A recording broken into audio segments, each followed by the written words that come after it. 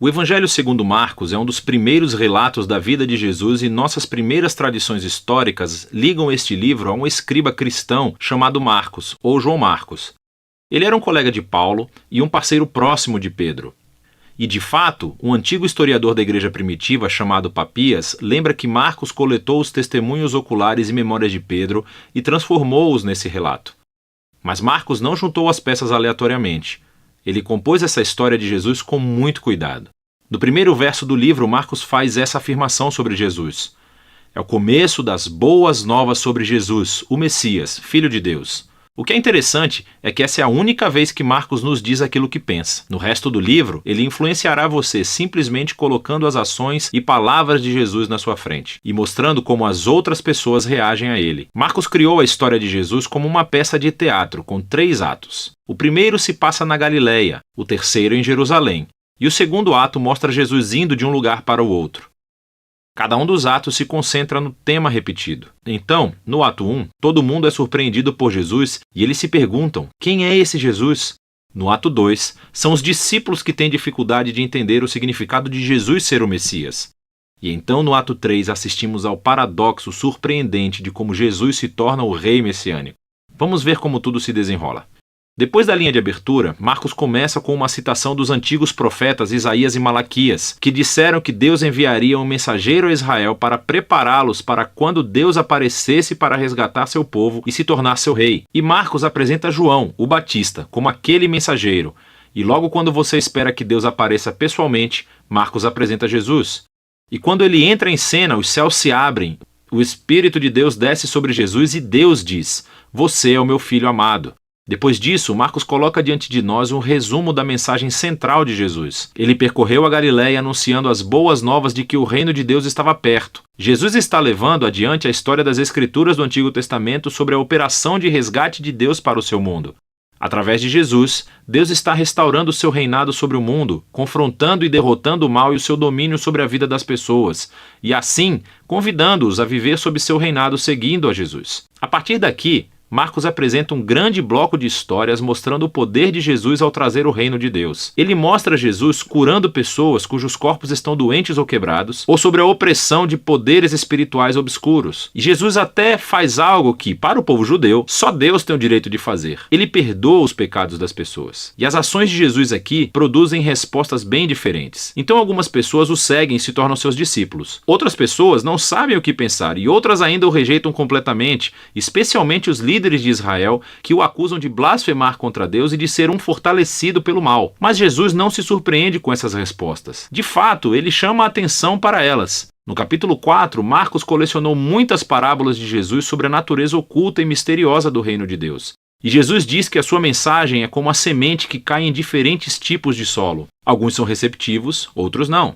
Ou é como uma semente de mostarda que é muito pequena. Parece insignificante, mas depois cresce e surpreende a todos. O que Jesus quer dizer é que ele é realmente o Messias trazendo o reino de Deus, mas não do jeito que as pessoas esperavam. E essa crescente confusão sobre Jesus entre as multidões está ligada a uma ideia-chave que Marcos enfatiza no final do ato 1, que há confusão mesmo entre os discípulos de Jesus. Até mesmo eles têm dificuldade em entender quem Jesus realmente é, e isso nos leva ao ato 2. Ele começa com uma conversa muito importante. Jesus pergunta aos discípulos: "Quem vocês acham que eu sou?"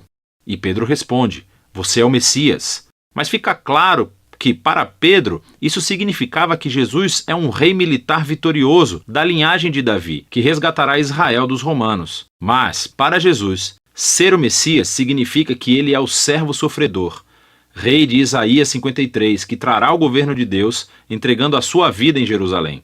E os discípulos não entendem. Eles acham que seguir o rei Jesus significa fama, status e importância, e Jesus deixa claro que segui-lo é como morrer, como carregar a sua própria cruz. Significa rejeitar a violência, o orgulho e o egoísmo e dar a própria vida pelos outros em atos de serviço e amor. Ele repete a mesma conversa outras 2 vezes. E tudo isso culmina na declaração importante de Jesus de que o Filho do Homem não veio para ser servido, mas para se tornar um servo e dar a sua vida pelos outros. Ainda assim os discípulos não entendem. Eles respondem com confusão e medo. E assim, aqui no ato 2, Marcos escreveu outra história importante que ecoa a introdução do livro. Jesus leva 3 dos seus discípulos até uma montanha e de repente se transforma. Ele está brilhando com luz e glória e uma nuvem o envolve. Agora, isso é como a glória do Deus de Israel que apareceu há muito tempo atrás no Monte Sinai. E então os 2 profetas que estavam na presença de Deus no Monte Sinai, Moisés e Elias, aparecem ao lado de Jesus enquanto Deus anuncia de novo: "Este é o meu filho amado". Colocando essa história no meio de todas essas conversas no ato 2, Marcos faz uma afirmação surpreendente: que Jesus, Filho de Deus, é a personificação física da própria glória de Deus. E em Jesus, o glorioso Deus de Israel se tornará rei, sofrendo e morrendo pelos pecados do seu próprio povo. É uma afirmação intrigante, que confunde e assusta os discípulos quando eles saem da montanha, o que nos leva ao ato 3. Jesus faz uma entrada real e pública em Jerusalém para a Páscoa. As pessoas o chamam de Messias. Então ele entra no pátio do templo e afirma sua autoridade real, expulsando os ladrões e bandidos e interrompendo o sistema sacrificial. Isso inicia uma semana inteira de Jesus debatendo e confrontando os líderes de Israel, condenando sua hipocrisia. E eles decidem traçar um plano para matá-lo.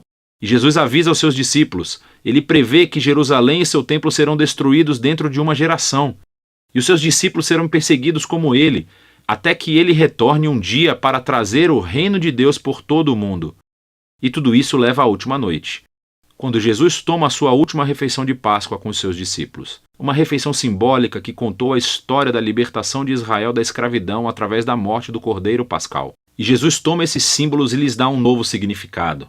Eles apontam para a libertação do pecado e da morte que acontecerá através da morte do Messias sofredor. A partir daqui, a história avança para a prisão de Jesus, o seu julgamento perante os sacerdotes de Israel e o governador romano Pilatos, tudo isso resultando na crucificação de Jesus. E culmina em uma cena-chave, que reflete as cenas importantes dos atos 1 e 2.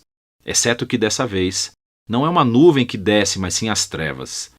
E em vez da voz divina do céu, é a voz de Jesus clamando antes de morrer. O mais surpreendente é que é um soldado romano que vê Jesus morrer, e ele entende e anuncia quem Jesus é. Este homem era o Filho de Deus.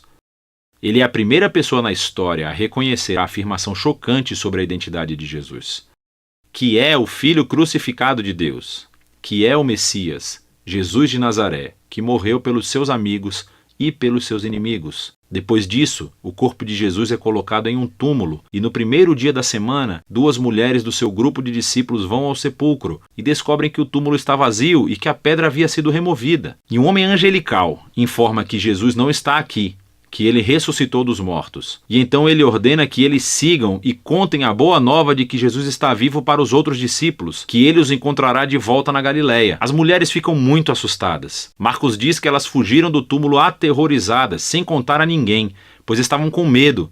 E é assim que o livro termina, com os discípulos de Jesus mostrando o mesmo tipo de medo e confusão que concluíram os Atos 2 e 1. Agora, se você olhar a Bíblia, verá que o Evangelho de Marcos tem mais coisas no seu final, em que Jesus aparece e fala com seus discípulos. Mas há também uma nota dizendo que este final não faz parte do livro original. E isso só é encontrado em manuscritos posteriores, menos confiáveis. É possível que o final original tenha se perdido, ou que Marcos realmente nunca tenha terminado de escrever seu relato.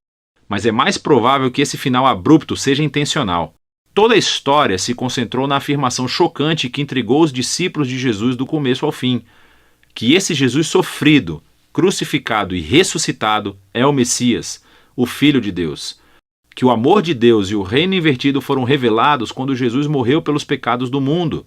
E assim, essa história termina sem final e força você, o leitor, a lidar com essa afirmação muito estranha e escandalosa sobre Jesus. E você, vai fugir como os discípulos? Ou você vai reconhecer Jesus como seu rei e contar as boas novas?